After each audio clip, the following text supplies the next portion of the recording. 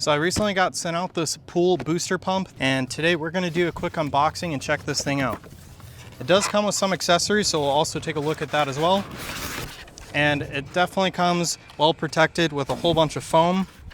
So let's go and get this motor out first. All right, so here's the pump. It's definitely really heavy. And then we should have some more accessories in here. All right, so we do get a hose. We get some quick adapter fittings here and some plumber's tape.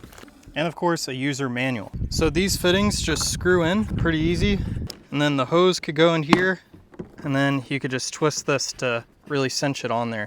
But that's kind of the basics of how you guys would hook this up to your pool system. And then when it comes to wiring, you could see right here where we have some connections. But basically these pumps here are really nice for adding some extra power to your pool system. So if you guys have a pool strainer or one of those pool cleaning robots that are powered by water pressure, then this can give you guys some more water pressure to your whole system. So this will help you have some more powerful jets. And if you guys have a water powered cleaning device, it'll also help move that around a little faster. So anyways, that's it for my really quick unboxing of this pool pump.